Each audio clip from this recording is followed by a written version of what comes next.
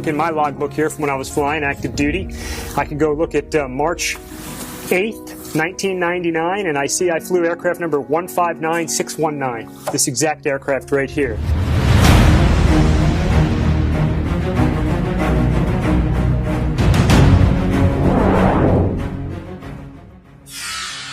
It was a very dark night out in the middle of the ocean, and no horizon that you can see, so you have to rely on your instruments. We were a wingman, so we were flying in formation, but as you come back for a night trap aboard a ship, they stack you up behind the ship, and one comes down at a time, about one every minute. We had gone over into our stack, and we were just waiting for our turn to come down the chute, as we call it, and land on the carrier, and the whole jet shook violently, like, and went completely black. It was a total electrical failure. The jet's still flying, the engines are still running. We have steam gauges, we call them, some of these things right here that do AOA and pressure to tell us our airspeed. But we had no electronics, nothing that we really need to land aboard the carrier as a solo. So we had to think quickly, couldn't talk on the radio, had no radios. So we went and found our wingman, we knew where he was, we could still see him flashing, but he didn't know that we were Nordo, and we had no electricity, we were completely black, no lights. These are strip lightings that we would use for flying at night up real close, but none of our lights, none of our collision lights, none of our position lights were working. So we got our flashlights out, we flew near him because we could see him and showed him our flashlights till we were confident that he could see him and we could approach closer. And so we flew formation on him. The Penguin did an absolutely outstanding job. We had our flashlights on, we could see our instruments. We flew formation all the way down the chute, so you're looking at an aircraft right next to you while you're flying down. And then right about 10-15 seconds before landing, black night, no horizon, they flash their lights in the lead aircraft, they pull away, and you transition to the aircraft carrier. You got some rabbit lights, you got a meatball that tells us what angle we're coming in to land, and about the time that I'm telling this story, we trapped aboard the carrier safely. Wingman was up ahead in case we boltered, as we call it. We missed a wire, we took off again, we could fly formation on him again. But we trapped, and I tell you, that's the most adrenaline I've had in my life. I didn't sleep well that night, you know, your body's shaking a little bit. But she brought us home.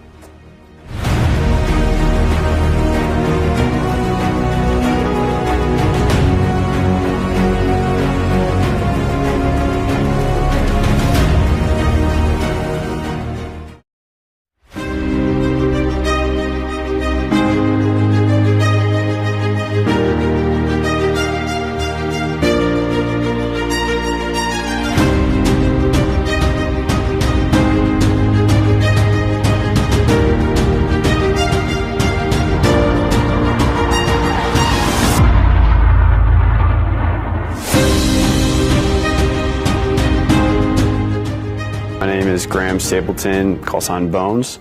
My grandfather was a pilot in World War II.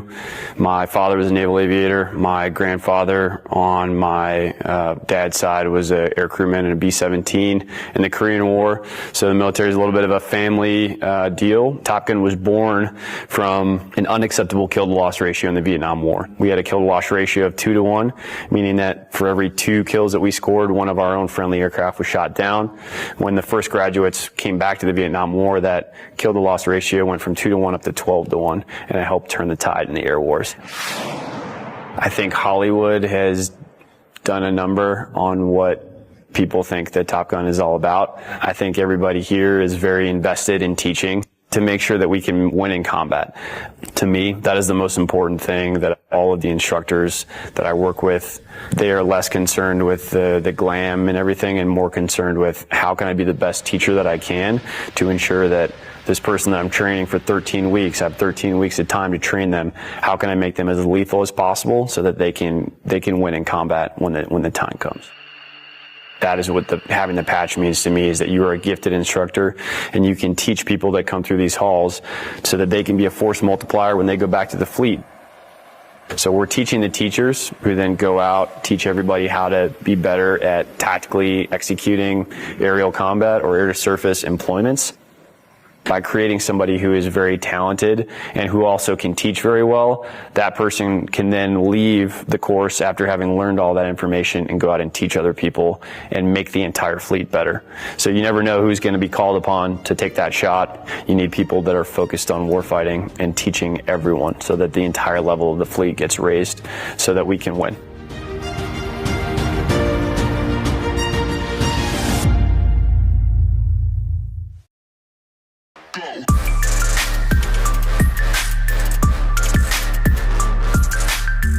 Subject is Lieutenant J.T. Loy. This time I'd like to check the stop run button starting with the flight director. It operates. Flight surgeon. It operates. Lieutenant, if you push the stop run button on your stick. It operates.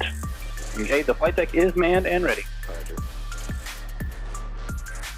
Okay, Lieutenant, just a reminder about your first run. It'll be a gradual onset run. You won't have your G-suit on, and you won't be straining, okay? Just sit there totally relaxed. When your lights come down to 30 degrees off the nose, or you have 75% light loss, and I want you to hit the stop the run button, okay? Okay. We're ready to go anytime you are. Ready. Okay, this is going to be 5.5 Gs for 30 seconds. Run will begin on my mark. 5, 4, 3, 2, 1, mark.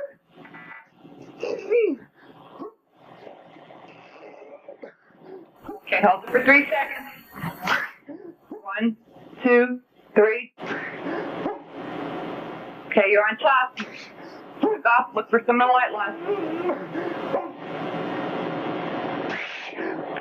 Try to hold that air in.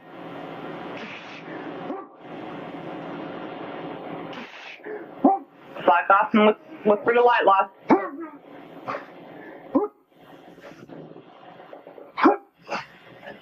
Okay, relax, you're down. Okay, it's 7.5 to 15 seconds. Run will begin on my mark. 5, 4, 3, 2, 1. Exchange. 1, 2, 3. Change. Looking good.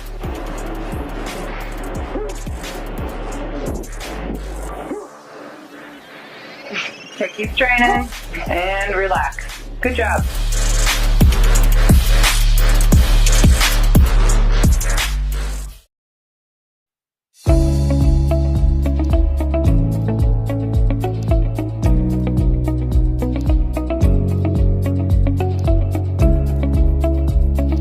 I'm going to talk to you about some of the patches on my flight jacket. Very personal thing, personalized by squadron, personalized by individual. Our squadron had a very specific patch that we used on our left side here. It's a Tomcat with the stars in there, multicolored. Had our squadron VF213 and had Tomcat underneath the patch with the traditional Tomcat there. Coming across right here is always the same thing. It's your warfare designator. Here in my case, a set of Naval Flight Officer wings. I've got my name on there. The squadron designator is always over here. Some folks that flew in multiple squadrons, you know, they'd stack up their patches right on top of them. Pretty cool. Over here, a standard patch we wore on our flight suits for the Black Lions. This is a nice big triangle patch with a Tomcat on it. And then I've got 2 more here that are my personal patches for traditional, when you get 100 traps or a Centurion on a carrier.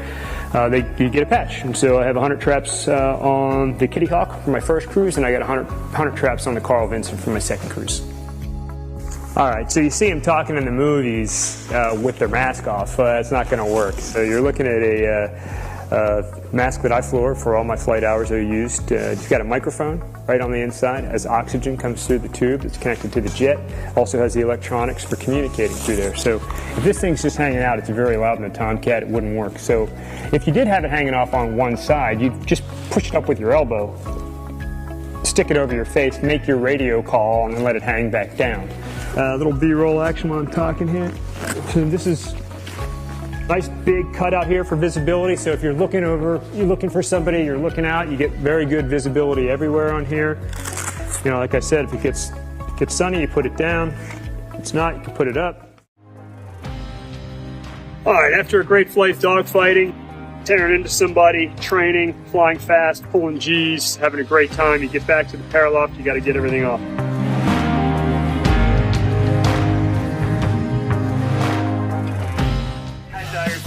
Lloyd, call sign Lucky. Just want to welcome you aboard and hope you have a great tire cruise.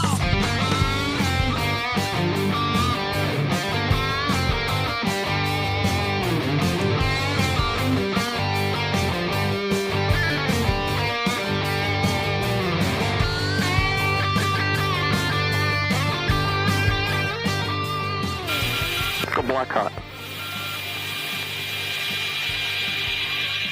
See if we can get it now. Keep it going. The bus came off, huh? Sure did. Left, 9 o'clock. Still your position. Laser's firing, looking good. Blind. Both of them right there. They're right together. Still 6-1 for time.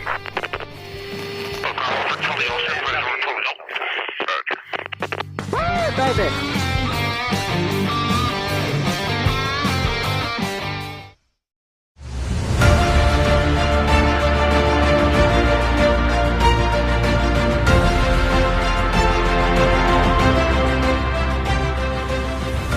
My name is Lieutenant Phil Murphy. I was inspired to become a pilot because it's kind of a family business. My dad and grandpa were both naval aviators, and then the inspiration had come from Top Gun, and told all the great stories about the training that we get here and everything, and then how much fun it is to be an instructor and how rewarding it is. So that's kind of how I went down that road.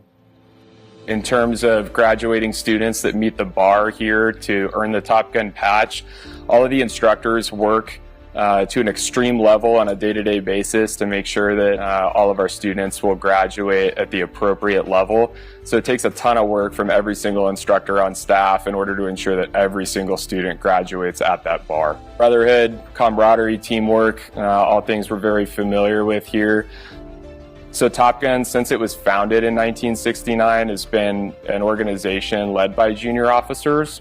We use a peer leadership structure here, which essentially just means that we require everybody to do their job without being asked, if you will. So we get a group of people here as instructors that show up every day motivated to teach, motivated to be experts in their area of expertise. So in terms of legacy, I don't want to be specifically remembered. I just want to be a contributing member of one of the generations of Top Gun instructors that carried the overall legacy of the institution forward and handed it off to the next group in good terms. So the story of fines regarding quoting the Top Gun movies is true. The new movie was actually really cool because a lot of the flying shots are real. And a lot of the flying was executed by other junior officers, so it's in keeping of the tradition of Top Gun being a JO-run organization. And we had fleet aviators from all over the country contributing to those flying shots that were in the new movie. My name is Michael McBride, call sign Shady. I'm the current Top Gun executive officer. What inspired me to be a Top Gun instructor was I grew up in Kingsville, Texas, small town. Near a jet training base, and my dad is a retired Navy chief. I grew up watching jets fly over my hometown, as well as my dad was a huge inspiration for me to fly aircraft. The way that we operate here at Top Gun is this organization is mainly driven by lieutenants or basically junior 04s. My job clearly is to support them in running the Top Gun course and running the Top Gun syllabus. In that, we have very high standards for the course. So a normal Top Gun instructor is here for approximately 33 to 36 months. The instructors at Top Gun are here to do one thing and one thing only, and that's teach others to win in combat. We want to make the most lethal aviators across the Department of Defense. Most days for a Top Gun instructor run between 14 to 16 hours here. That includes flying, instructing the course, or for that matter, in the simulators working to get better. We pride ourselves on 3 traits for a Top Gun instructor, and that's humble, credible, and approachable. Not just for our Top Gun IPs, but also for our graduates that go out to the fleet. I think there is a brotherhood that definitely exists, and I think that comes from having a very high-functioning culture with top-performing individuals coming in every day and working with kind of the best aviators in the U.S. Navy drives you, motivates you, obviously, clearly to be better, and sets a culture of almost kind of like continuous excellence or continuous pursuit of perfection in everything that we're doing with respect to like aerial combat. I think that the new movie Maverick that came out, I think some of the flying scenes in there were incredible. They were flown by actual lieutenants and fleet aviators. which is important because in the U.S. Navy, that's where all of our talent is. That's where we push it to. Those are our leaders. Those will be our combat performers. So the fact that they had the opportunity to participate in that flight and fly the actors, I think, was a very unique experience and not something that we've seen, more so than the previous movie that actually took place. So I think they did a very good job with it.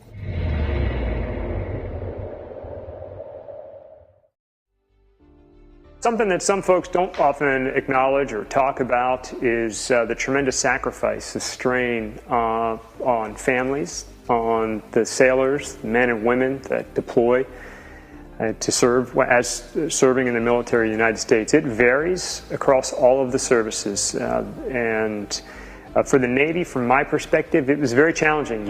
You spend a year plus what we call workups, preparing an entire air wing, preparing a ship to be deployed. And the whole air wing comes aboard the ship and off you go, and you don't come back for 6 months. Op tempo in recent times, and it varies at different times, you could come back in 7, 8, 9, 10 months in times of war, sometimes even longer. And that can create a tremendous strain on families without a network, without a support structure from Americans like yourself. That can write letters, send care packages, just let the warriors that are out there sacrificing for the freedom of the United States, let them know you're there for them and you care about them, and that means everything. My name is Jamie Jameson, and I'm the museum manager at the Florida Air Museum.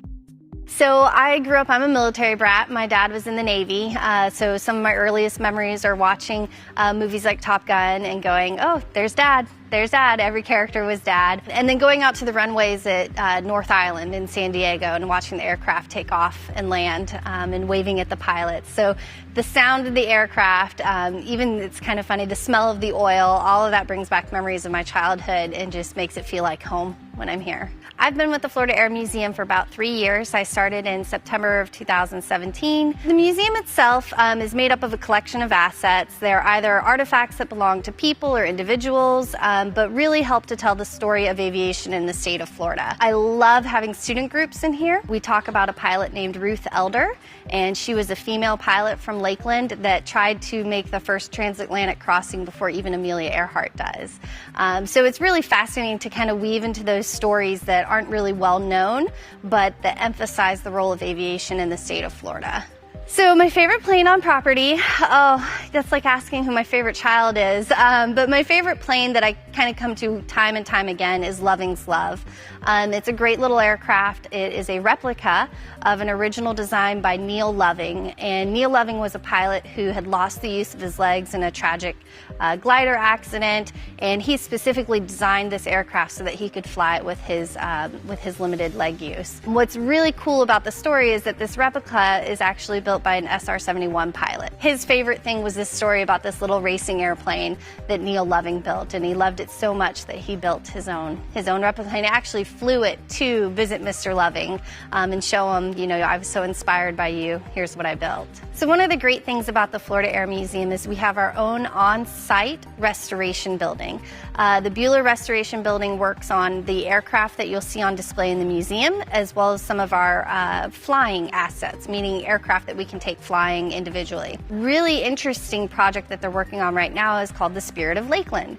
And the Spirit of Lakeland is a partnership with Able Flight that allows those with varying disabilities the opportunity to earn their private pilot license. We're very fortunate to have 3 Navy aircraft on loan for the United States Naval Aviation Museum in Pensacola. They include the Sea Dart, the Vertical Riser, and of course the F-14 Tomcat. And the F-14 Tomcat, when it was retired, it flew down here to Lakeland, landed at our little airport here in Lakeland, and they taxied it over to where it is on display currently at the moment. An interesting event happened. The National Naval Heritage Command said, hey, we need to come inspect the aircraft. And I said, okay. So I got everything ready, and I was ready for this big inspection, and they come and they do it, and they said, okay, well, we've done the inspection. You'll be happy to know that it's not radioactive. And I said, oh, I didn't know that that was something I needed to be worried about. But then, when I stopped and considered the career of this aircraft, what types of carriers it might have been, the emergence of the nuclear forward deployed aircraft carriers, that sort of thing at the time, I said, Yeah, I guess that's something that I'm really glad they came and investigated on. One of my favorite things about the museum is our interaction with our youth audience. The best thing about museums is when you have a generational conversation. So you have older members of society bringing their younger grandchildren, nieces, nephews, and they walk around the museum and they can talk about, oh, I built an airplane like that, when they're looking at the experimental and the kit. Or if they were in the military, coming in and saying, hey, I flew the F-14. You know, your old man, he was that cool guy that got to fly it. Or, you know, talking about their experiences on the aircraft carriers or being forward deployed. You can have a museum, but if you don't have those conversations and experiences, the meaning gets lost. It's just kind of stuff. So what I enjoy about it is that really aviation is extremely personal and people love to talk about it and they love to share what they know. And I'm always happy at the end of the day when I see a family come in and get to share their experience.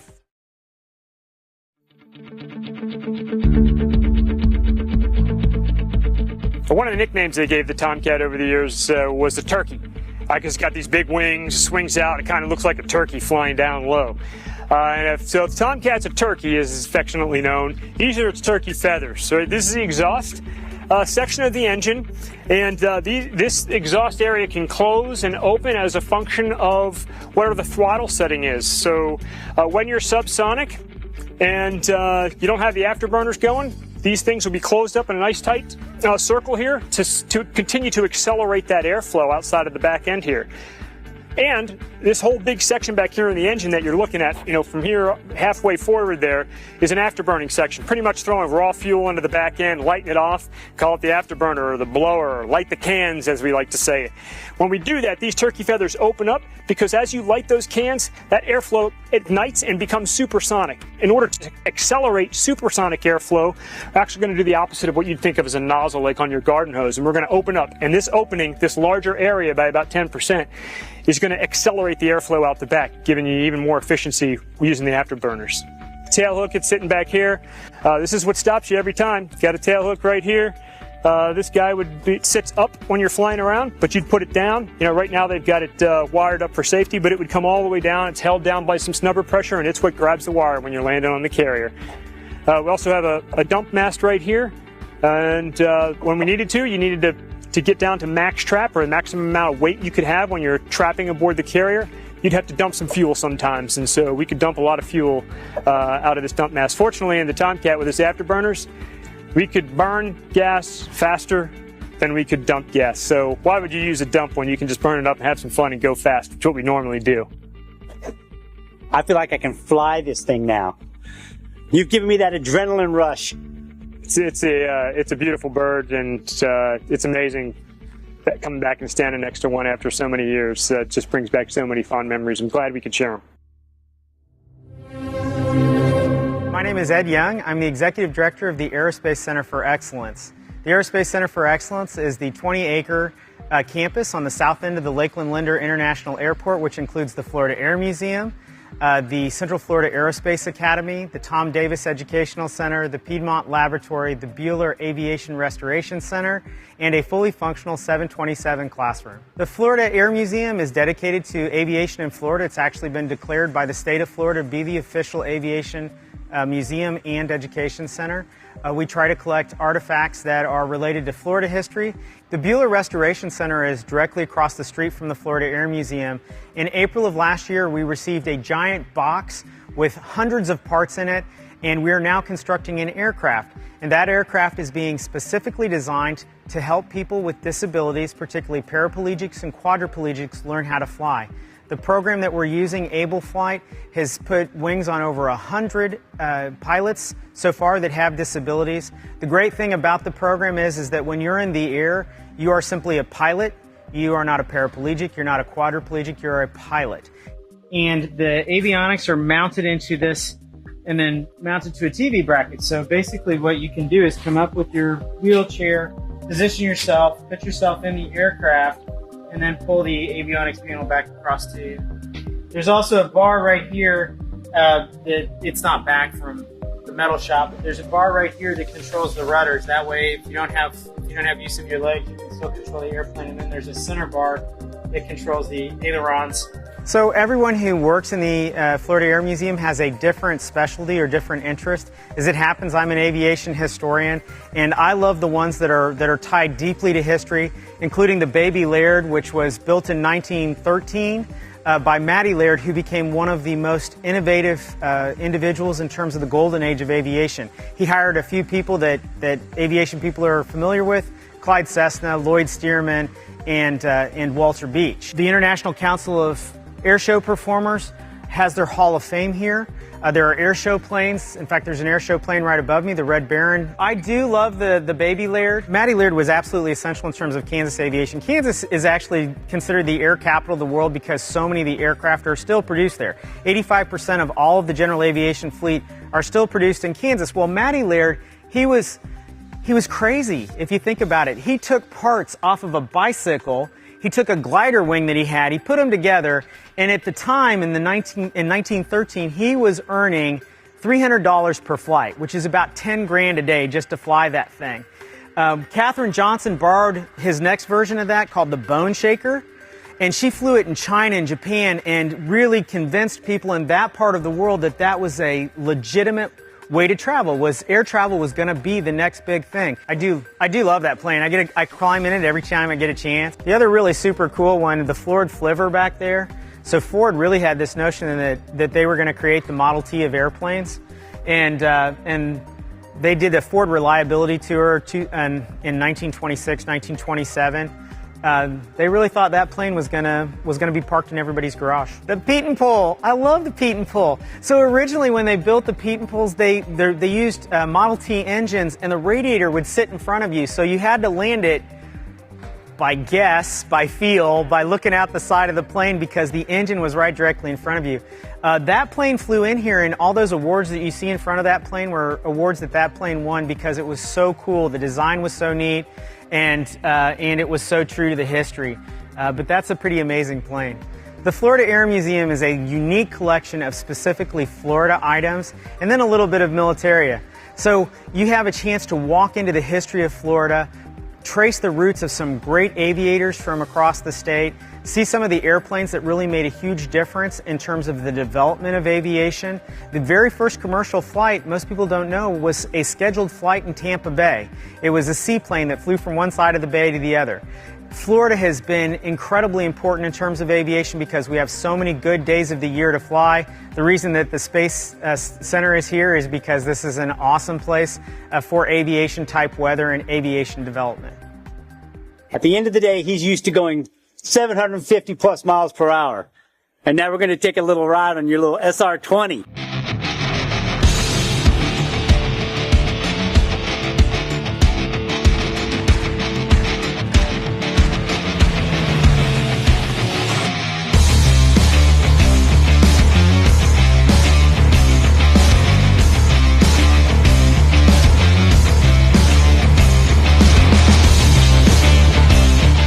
Up and away.